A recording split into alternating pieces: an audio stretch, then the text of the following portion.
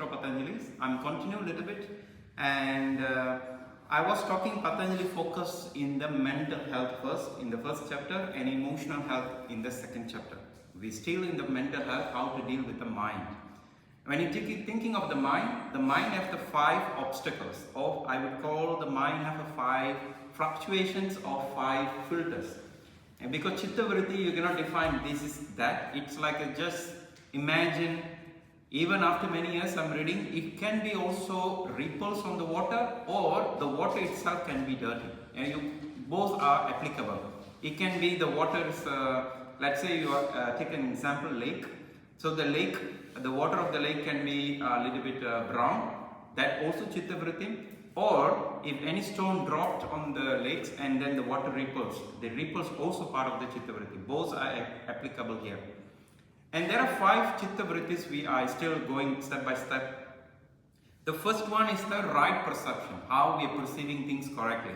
That means whenever we come to any context, it can be something important in your life, like you're practicing yoga practice. The main reason why we are practicing yoga to liberate ourselves, to liberate from the pain. This is the main key why we are practicing yoga. And all any kind of activities like when you do day-to-day life, something important in your life, when you're sitting for the meetings, an interview, or you're doing something important, cooking for your family, anything can be. So when we do actions in our life, immediately it's important how we're perceiving the surroundings. That's why Patanjali said first we need to keep the minds properly perceiving things correctly. The first one, the right perceptions happens when we have a direct experience. So whenever I say experience apple, that means you need to eat the apple to experience apple, not about the past. Because everybody have experience eating apples. Maybe yesterday or last week, no idea, because every apple is different. So whenever I'm bringing any fruit to giving you to eat it right now, maybe your experience will be different. It's not about the food itself, it's also the environment. It can be a hot day, it can be cold day, it can be humid day. These circumstances also are giving impulses towards your experience itself. That's why the direct perceptions, one of the key is the direct experience. And the moment you have experienced that, you need to make another extra step, inference. Means you're investigating. It's not just I'm giving a fruit you're eating, but you're investigating the fruit. Let's say I'm cut the fruit, you are blindfolded, you don't have visibilities, you're tasting the fruit, and you need to investigate which kind of food, how juicy is it? Is it an apple? Is it a nectarine? Is it a mango? All kind of a question, you're analyzing that. And then you come to one kind of a conclusions, like end of the experience. Okay, this all information leading, this could be apple.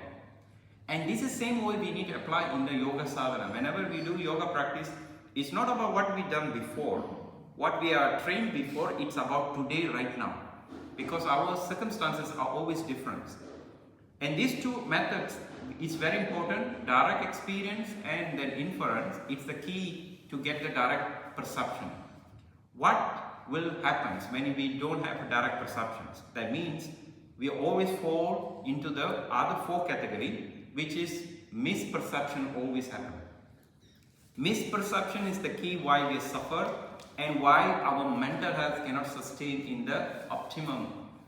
The first one I already talked last week, it's the wrong perceptions. Wrong perception or Viparyaya, it's literally translated as a wrong way of understanding, or also I can say that error in the perceptions.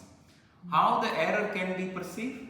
Let's say you're walking in the dark on the park, when you see something like waving or shining or anything, you might misunderstand that could be a snake. I'm from India, so we have a poisonous snake, so anything I see in the dark corner in the outside, like a little bit waving, and then immediately my perception saying that it could be snakes, I need to little bit take care. But in Germany they don't have poisonous snakes. Okay? In Germany impossible, there are no poisonous snakes. So I need to keep my viveka, my intelligence say that shouldn't be snake. Because I don't know how many of you have this kind of experience. Immediately we are confronted with something, we come to this judgment. Judgment, understanding it could be that, but later period, maybe 5 minutes later or half a day later or some, depends on the context, experience, you might realize you misunderstood, and this misunderstanding creates so much pain and suffering.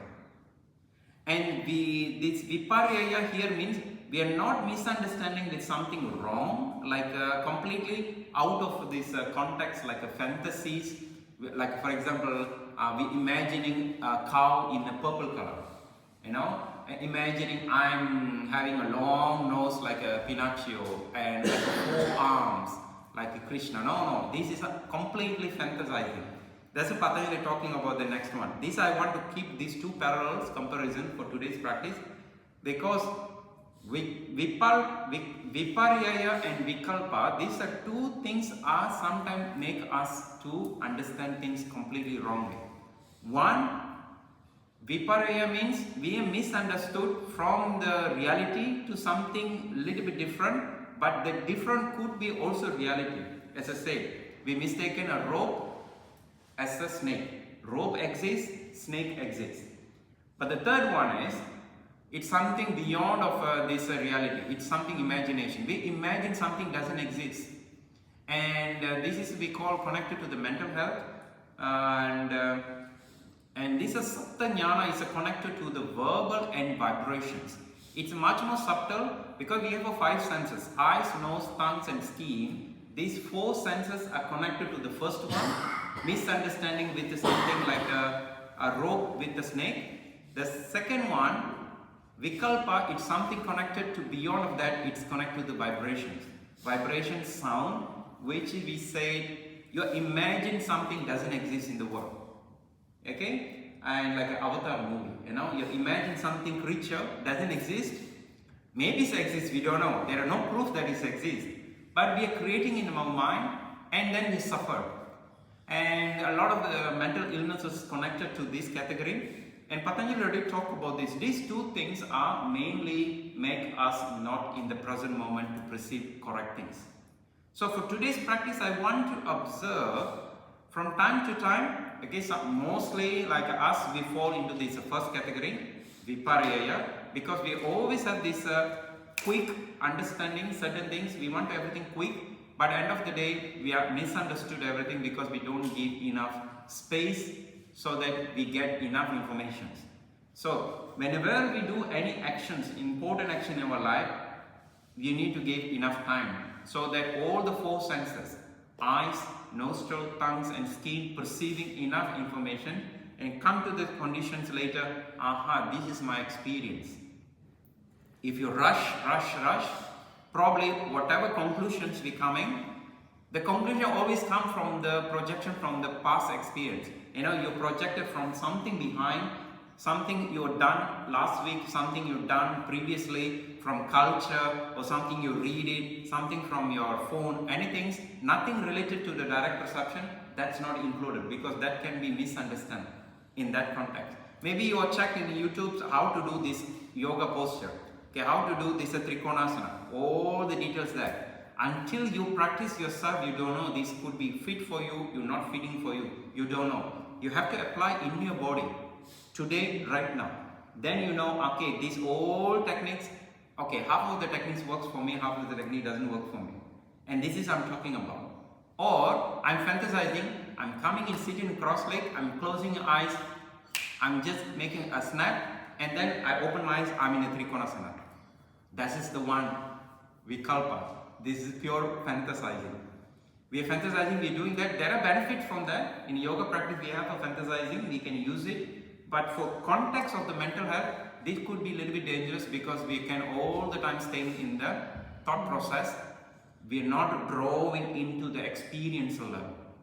The more and more you're drawing into the experience level, then you can sustain the avoiding to fall into the misperception.